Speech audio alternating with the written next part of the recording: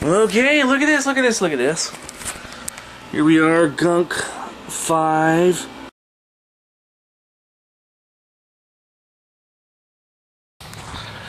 I wondered for many years if I'd eventually get my bachelor's degree, because I'm on the cusp of it.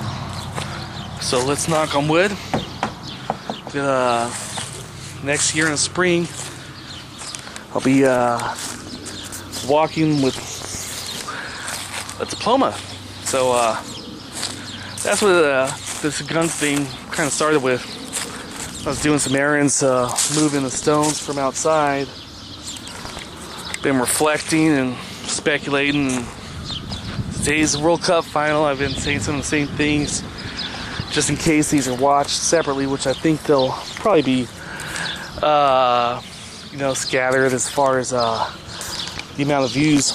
But as I'm in there speculating and remembering and thinking ahead, going back and forth, I'm going to talk about some from communications class: encoding and decoding. I'll talk about stuff from Business Law 2, duress and coercion, stuff along those lines. A lot of this has been struggles that I've had. Talked about my dad.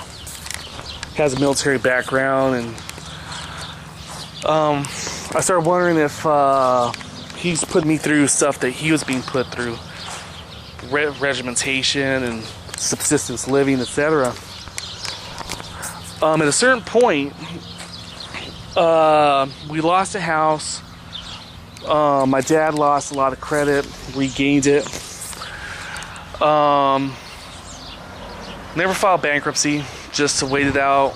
The creditors to, go their own ways, paid off some liens, etc. like that. It's affected me. But I can talk about conditional regard right now. And I was raised with a family, Protestant and Catholic. I wouldn't say one side over the other, outnumbers, one or the other a whole lot. Mostly on my dad's side, it's Protestant. Now, I used to be Catholic when I was very, very young. On my mom's side, tends to be Catholic.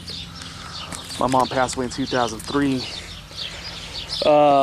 One of the churches we used to go to with my dad, though, when I was a small kid, was a Harvest. You guys probably heard of it, because they have a crusade at Anaheim Stadium here in Southern California. Eventually, got confirmed Catholic Church in '95, same year I graduated at a community college. So, without getting into heavy religious discussion, I've had a mixed upbringing. But one of the things that they had at church, little tiny pamphlet booklet. It's Greg Laurie's the minister there. You probably heard of him, maybe, if you're out here in Southern California, because it's on billboards and bumper stickers and all. He has an AM talk or whatever. I wound up deviating from their central beliefs a bit, because they're fundamentalists, and if you study theology long enough, you go beyond just fundamentals, and I'll just leave it at that. But one of the things he had was this little booklet talking about love, and in the Bible, one of the greatest passages on love is in 1 Corinthians chapter 13, from verse 1, all the way down. Love is kind, love is this, love is that, whatever. I had an ex-girlfriend said, if you're in love with a person, you can substitute the word love for whoever it is. I'm going to use the word Sally, hypothetically. There's a song called Sally. It's a rap song in my head. Just first name pops in my head. Sally is kind, Sally is this, Sally is that, whatever. If you have real love, supposedly you can substitute that right in there.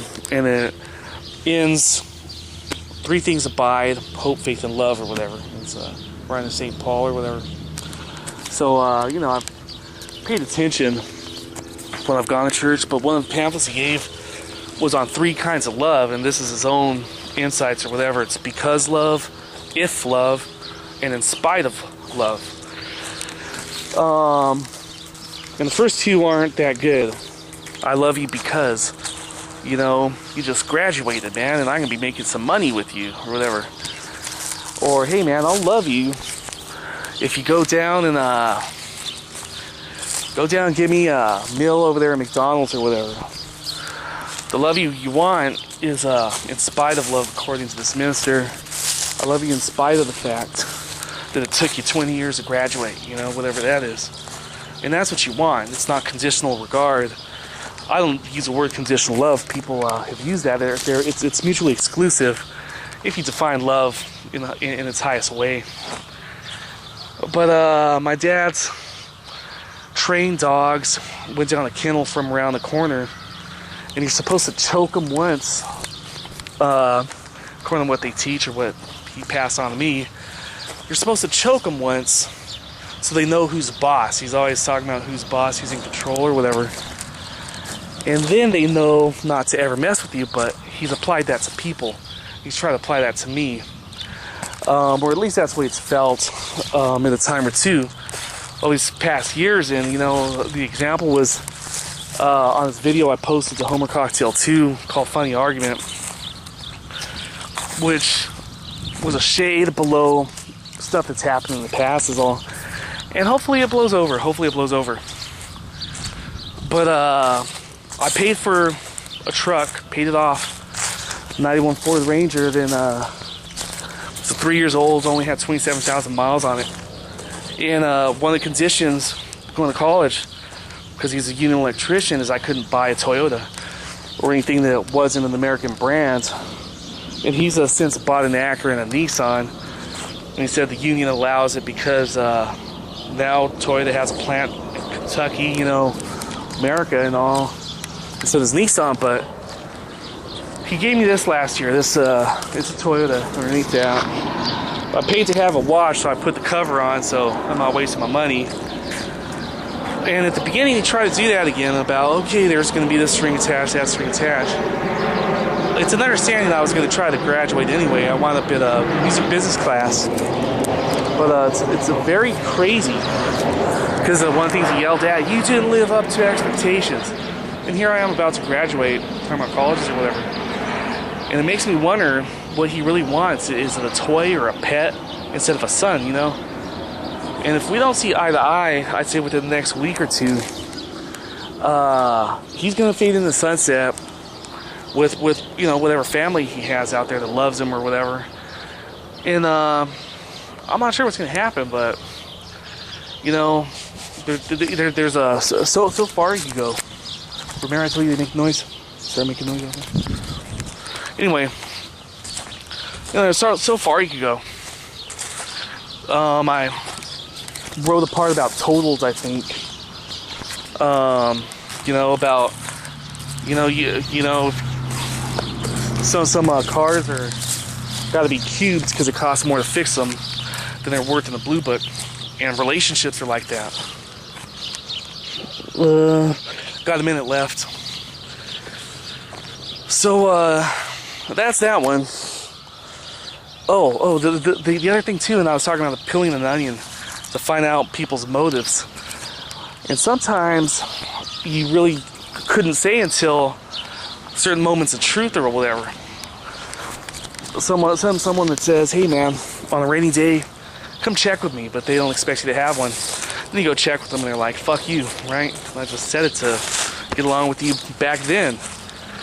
You know, but some people seem to have their happiness invertly, you know, related to someone's emotions, right? Or their success depends on your failure, right? It's like, hey man, I said the guy's a piece of shit, and here he is succeeding. Now I look like a failure because I said he's a piece of shit, right? And I got rid of a couple of friends that were like that, or buddies from the past. And I feel like that sometimes with my dad. But this little venting, this gunk stuff, and hopefully, you know, things work out.